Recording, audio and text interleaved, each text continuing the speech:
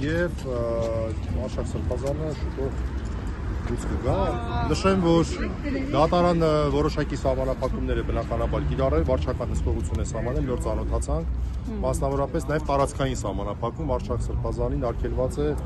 վաղարշաբաթ համայնքի տարածքից դուրս գալ։ Էջմիածինը վաղարշաբաթ հայրատները տեղ է գտնվում, կարծում եմ էլի, այո։ Շփումներ ունենալ գործող վկաների հետ եւ մնացածը արդեն օրենքով սահմանված սահմանափակումներն են գրանցվել եւ այլն։ Ինչով է պայմանավորված։ Նման տեքստ ես այստեղ չտեսա, հետեւաբար նման սահմանափակում չի գործում եւ մենք նաեւ տեղեկացնենք եւ կարծում եմ դուք այստեղ եթե սպասում եք Արշակ Սրբազանին, կարծում եմ տեղեկացնենք, որ Արշակ Սրբազանի նման սահմանափակում արկա չէ։ Նույնիսկ ասեմ, սահմանափակումները տարածքային են, շփման են, տարածքային է շատ չհասկացա։ Ամեն դեպքում դատարանը նման որոշում է կայացրել։ Նման արգելք նշված չէր։ Վեհապար հայրապետը տվյալ գործով որպես վկա չի անցնում։ Հետևաբար նման արգելք գոյություն չունի։ Ամերիկյան ուղիղ եթերում ասացիք, որ գնում եք Սրբազանի փոխանցելու լուրը, տեսակցել եք իրեն եւ իրար։ Այո, բայց իմ ընկերը Սերգեյ Հարությունյանը ավելի շուտ էր հասել եւ նա էր փոխանցել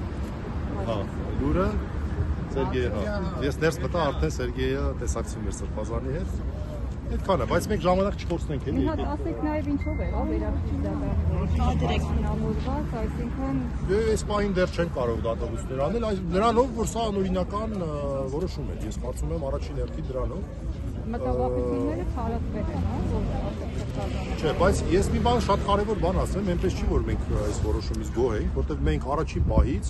պնդում ենք, որ այստեղ պարզապես հիմնավոր կասկած չկա, անգամ նրանց ձևակերպումներով այն արարքը, որը նկարագրված է մեղադրանքում եւ այն քրեական օրենսգրքի հոդվածը, որը որ այստեղ իրարվում է, դրանք իրար հետ կապ չունեն։ Ես հիշեցնեմ, որ իրացման նպատակով թմրանյութերի հետ կապված հոդված է եւ ուղիղ սեւով սպիտակի վրա գրած է, որ ըստ մեղադրանքի կողմի, որը մենք չենք ընդունում, բայց ինչեւէ ըստ մեղադրանքի կողմի Սրբազանը իբրև թե կոնկրետ մարդկանց, այսպես ասենք, արատավորելու համար է ըստ մեղադրանքի այդ գործողությունները կատարել։ Դա իրացման նպատակ պարզապես չի։ Դրա համար մենք կարծում ենք, որ առհասարակ պետք է հիմնավոր կասկածի բացակայություն արձանագրվել, որը չի կատարվում։ Դրա համար ասել է, որ մենք գոհ ենք այս որոշումից, մենք չենք կարող եւ իհարկե գիտեք, այս գործով զբաղվում է մեր գործընկեր Արսենը Բաբայան, որը որ գործողման մեջ է շուտով քաղաքում կլինի,